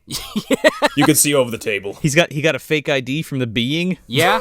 Going to a party with the chuds, yeah. Just fucking Corpse Fucker just turns to Cumdar. He's staring at the being and the Suckling, and he's like, who the fuck invited these guys? It's like the scene from Superbad where McLovin is, like, at the fucking bar with, But it's the two cops are fucking Cumdar and Corpse Fucker, and McLovin is the Suckling. Yeah, and they're just like, man, we knew you weren't that old. He's got the glasses on over those fucking animatronic eyes. Come on, you look like you were born yesterday. Actually, I was born today. This morning. Forceborn. So, yeah, I could see what you're putting down there, Joe. Yeah. But, yeah, so Big Momma, she gets fucking killed. I guess. They don't really show it. She just screams, and then Phil's, like, talking out loud in, like, thoughts and, like, monologue. Yeah. He's like, she's dead for sure. I'm not going to check. I don't know what else to do. Was I talking out loud? And then they're just kind of hanging out, waiting for fucking death. Yeah, and the fucking Suckling busts right through that floor. He's like, hi, Dad. I'm here. I love that it takes the whole movie for him to realize he's a movie monster. Like, he doesn't do anything, but by the end of it, he's like, I'm gonna throw furniture and break stuff. Ow! And then Phil's like, I am not your father. It's that old prospector with the broken off dick inside my girlfriend. Don't you put this on me. So he's like, okay, fine. And then he sticks him through the fucking stomach with his two fucking barbed hands and fucking throws him to the side. Oh, I had to love this. This guy fucking pissed me off the whole movie. I was waiting for him to die, and he gets picked up, and you get the whole feet fucking dangling and everything. I love that so much. That's something that doesn't happen enough of lately in, like, horror films. Like, that whole, like, getting choked or getting stabbed with something and picked up. And I just love it so much. Same. And then while he's being killed, Rebecca's backing up on the floor towards the other end of the room, just freaking the fuck out. Okay. Oh, boy. This thing is like, is that you, Mom? And proceeds to dash at this woman, and it devolves back into a fetus, and Jason Voorhees demons right back up the old Volvo Express. I had a physical reaction to this, because I didn't think the movie would go that direction in such a short amount of time. No, neither did I. Like, it goes from 0 to 1,000 real quick. It's kind of brilliant. I didn't see that coming. I was like, holy shit, what? Yeah. You gotta kind of see it to believe it. I mean, us talking about it's shocking, but if you see this happening, like, they do basically a reverse werewolf transformation, I'll call it. Yeah. And they show, like, different phases of it devolving. It's pretty fucking great. And then this woman is squirming on the floor in pain.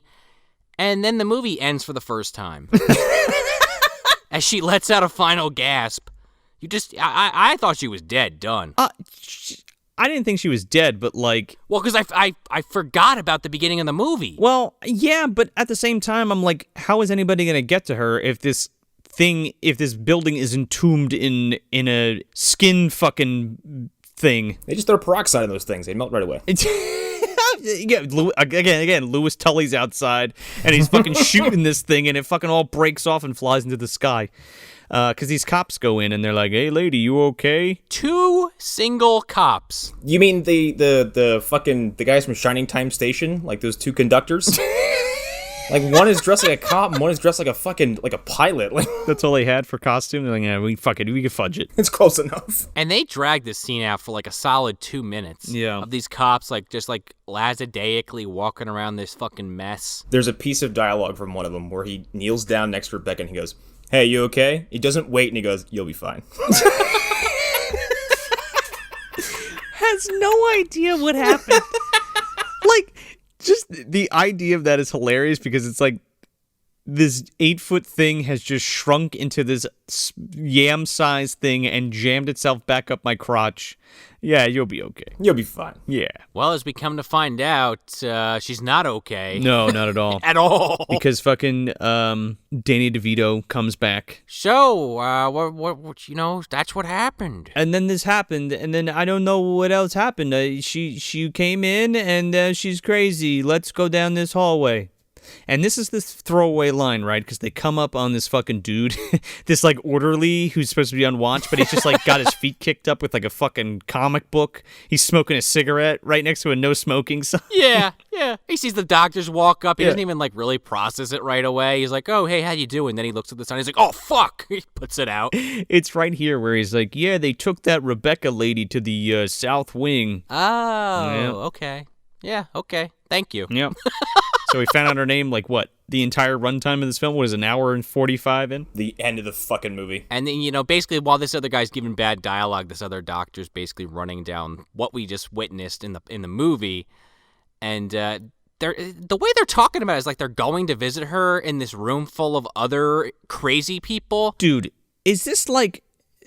It's like they're in a gymnasium. Kinda. It's like a gymnasium padded room. It's like crazy people sports. It looks like the fucking scene from Bronson where he's just fucking drugged out of his mind. He's in a room full of people with extreme mental disorders and they're all just like going insane. Yeah. That's clearly what's happening to this fucking woman because it's kind of like the end of Friday 1 where no one, obviously that movie doesn't end to this extreme, but the idea that they don't believe her. Like, yeah, there was no boy. Like, you're fucking crazy. Sure. Who the fuck would believe this? It's kind of like, who would believe giant mosquitoes attacked you? Kind of shit. Sure. And they also felt the need to cut her hair, I guess? I guess. She's like wearing this bad wig. And, so the way this movie decides to go out is like... His name's Buck, and he likes to fuck, and he walks in with his friend. That was the best way of saying it without saying it. Yeah. I feel like Tarantino saw this movie. Yeah. You ever see The Suckling? That's a great idea. I'll borrow that. It's a great idea. Well, we're going to do that, yeah. But I'm going to do it better. I'm going to put it in a fucking $1 million movie instead. That guy's going to get his head crushed. It's going to be great. And it was. Yeah, it was. So they take this woman out of this place and they take her into the other room and rape her. And this one guy is like, man, he's like, shut up, man, you're fucking up my romance. And then the suckling's still alive and well inside because it fucking shoots an umbilical cord out and chokes this fucking guy to death and then proceeds to rip the other guy apart. As they deserved. Mm-hmm. Yeah, while some people laugh through the window. Yeah, while all the crazy patients look on and laugh. And then it just ends. Well, does it? Oh. Oh, no. Wait, what? All right, first of all, Connor, this is a long-running thing on this show. Did you watch the credits? No, I didn't. Come on. Connor, you motherfucker. Dude, it happens literally like 2 seconds after. Oh, man, I did not. You missed one of the best parts of the film, I'm going to say. You check the fuck out. I swear, that's why you never watch those video zones on fucking the full moon tapes, man, because you just want to shut that shit right off.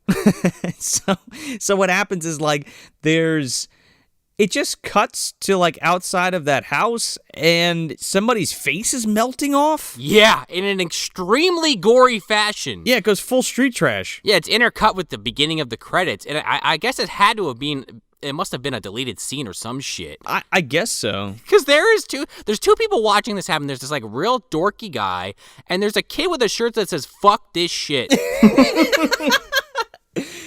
And, they're just watching this person, like, covered in what I assume is like radioactive waste or the shit from the house that the suckling put all over it, and it like ripping their face off. Yeah. And I was really hoping it was that Bill O'Reilly fuck, so I'm just gonna say it was to make myself feel better. And this guy literally melts down to Connor's actual form, a skeleton. Yeah. His true form, if you will. I'm suing for copyright infringement. And the only thing left is the skeleton, some fucking blood, and a tie that's like burned half away. Yeah, I guess it is him. Yeah. I think it has to be because he's the one who went outside. The color of the suit's not the same, but fuck it, because fuck that character and he needed a gruesome death. Sure, but like they never even fucking established that it's him. No. Like it's just really strange because we cut right into him melting, right? There's no setup. No. And then it ends. Yeah, yep, that's it. I don't know what that had to do with the plot, but I liked it a lot. I watched it 3 times. Did they forget to put it in the other part? I don't know. Maybe, I don't know. Afterthought. Didn't want to waste it after a $50,000 budget. That was probably like 5 G's of it, so they had to get it in there. So where are we putting this? I didn't like this at all. Really? I like when there's no monster killing going on, this movie is kind of boring. There's lots of just people bickering and walking from one room to the next and then back to that room. I didn't find it very engaging. I didn't find it very exciting. The practical effects are cool as shit. That's probably my favorite thing about it. But yeah, this did not connect with me on any meaningful level. It is a fucking dumpster movie. Like, it's one of those things I saw where I was like, I don't care for this at all. And where you, like, throw it at the trash, you miss, and you're like, I'm not going to get it.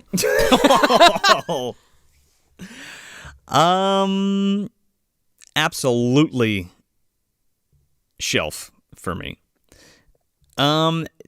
These are the films, boys. These are the films that I live for. I had said this on the Being episode.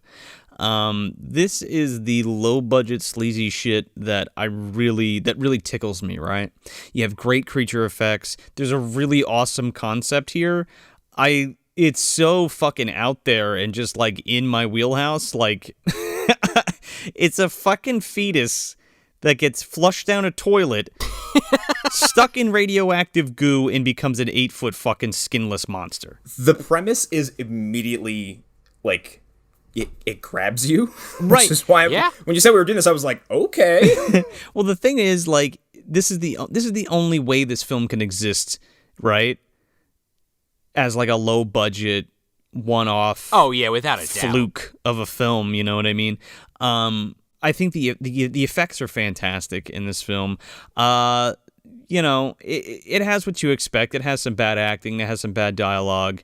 The concepts here are really cool. I think at sometimes there's some really fun cinematography. I love the way that they handle some of the shots and the lighting and the sound effects and the score here. It just feels... I mean, as sleazy as this movie is, it's a very, like, kind of cozy movie. It makes me laugh. It keeps my attention. But it never at any point am I like, this fucking movie sucks. You know? It's charming. That's the best way to describe this. From that, like, stop motion that's just, like, not quite great, but it's, like, good enough, and you're like, they really tried. You know what I mean? And I think that's what this does, right? They made a movie, and they really tried to make a movie, and they had a clear picture of what that movie was, even though it's not what maybe they expected it was going to turn out to be, right? I think everybody's in 100% in this film from all angles, and it's the definition of so bad it's good in my book, where it's really it's bad in terms of looking at another film and comparing it to another film, but good because everybody involved cared about what they were doing and were earnestly trying to make a albeit wacky and crazy, but a good film, so fuck yeah, this is a shelf movie easy. Now, movies like this I usually don't like, but in this particular instance I weirdly enjoyed this, so yeah, it's definitely shelf, believe it or not. The acting is definitely worse than like a movie like The Boneyard, which was a film I kind of picked on for the acting.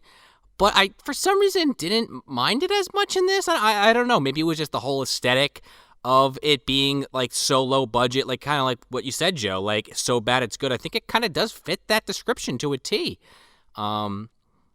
Even though it's low budget, I feel like they kind of knew what they were making. Like they knew like, hey, we got 50 G's to make this. This isn't going to be anything spectacular, but let's kind of lean into that. You work with what you got, and you do the most. You do the most you can with what you have. You know. Exactly, and it's definitely Troma-esque for sure. And I think maybe that's also why I like it. Like, I'm not a huge fan of all the Troma stuff, but there's like I could probably count on both hands movies that I like in that quote unquote universe. Sure, yeah. Toxic Avenger, of course. Mm-hmm. Yeah. So where the fuck on the shelf am I putting this? I guess we talked about this on our Vampires episode, John Carpenter's Vampires, but I have that shrine in the closet, the Daniel Baldwin bubblegum gin bottle fucking concoction. And honestly, I can only think of one place to stick this in. It's right in his cooch, because of course this statue's got both sets of reproduction organs. Because why would it not? It's Daniel Baldwin. We don't know how he's put together down there. I almost just spit water all over my microphone. And it's shoved in there. And it's warm, it's cozy, it's a little cheesy, and it's the effects are oozing out of the fucking DVD case all around Daniel Baldwin's junk area on the shelf. But yeah, absolutely a shelf movie, and I didn't think I was going to say that. There was about a good 15 minutes of this film going into it that I was like, what the fuck am I even getting myself into? And then when the first super dark thing happens, I'm like, oh, okay, it's one of those movies. All right, sure. It touched me in a weird way. Okay.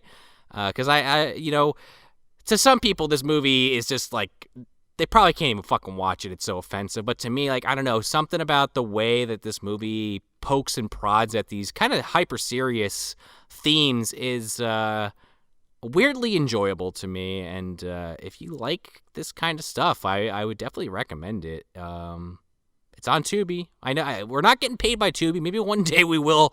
We're gonna get that sponsorship. But you know what? Why don't you go support physical media? How about that? Go pick up that Vinegar Syndrome Blu-ray. Fuck yeah, it's really good. I very well might do that, actually. And if you got a fucking copy of this on VHS, please hit me up.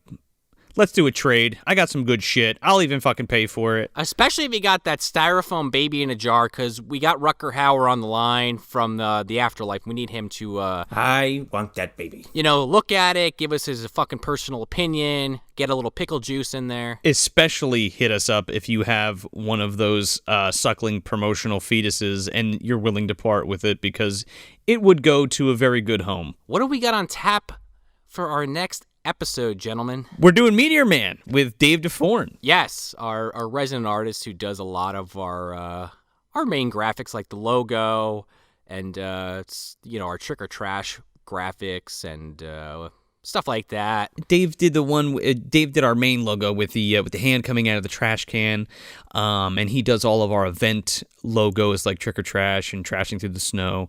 And we have a couple cool events coming up in a couple months too. New ones. We're not doing Blockbuster Bombs again this year. We're doing something a little bit more fun. Yeah. We're looking forward to that. Well, as the summer fucking approaches, yes, which with this goddamn pandemic, I can't believe it's this close already. I feel like I'm in Sig Voldson's fucking clock shop. Fucking time's just moving a mile a minute around me. I don't even know what day it is sometimes. So yeah, don't forget to go over to our Instagram and check out the MD guide, and you can get all the deets there of what's coming up. I mean, that's what that's for, right? We made the MD guide for you guys, so you can keep track of the releases. Yeah, get a look at the schedule, see what's cooking. Say, hey, I never saw that, or maybe I should revisit that before I listen to the episode. Get out that VHS fucking tape, set it to EP, put it in, hit record, There you go. I mean, it's okay if you don't have a VHS, put it on that DVD, or if you don't have the DVD, fucking stream it. It's all over. We have the internet. Yeah. Put it on your Laserdisc. But yeah, exactly. Bust out that Laserdisc. Get it from George Lucas. He's got them all. He's got them on Skywalker Ranch. And just one other thing I wanted to mention, just for those curious at home. We did this movie, The Suckling, and it's about we just talked about it. You know what it's about. But this episode's airing on May 15th, so this day has already passed. But just for a little peek behind the curtain, we recorded this on Mother's Day, and I just find that hilariously appropriate. Yeah, we had toyed with the idea of releasing it on Mother's Day, but we had conflicting scheduling, so we're recording it on Mother's Day. Fucking thought that counts, right? So that's it. That's The Suckling from 1990, directed by Francis Terry. Hey everybody, if you want some more bad movie goodness, you can check us out at moviedumpsterpodcast.com. Subscribe to us anywhere you listen to your podcast, and make sure to leave us a 5-star review if you dig the show, because it helps us get out of the bottom of the dumpster and into more eardrums. Yeah, and if you're on the social medias, you can follow us at Movie Dumpster on Instagram, Facebook, and Twitter. I'm Joel Escola. I'm Sean O'Rourke. I'm Connor. If you don't give us 5 stars on iTunes, I will execute an MDU character every hour. On the hour, McGraw. Holy shit. You better go do that. Don't let GVD hear you say that, man. She's got a lot of power. Yeah, we're fucking serious. Thanks for visiting the dumpster.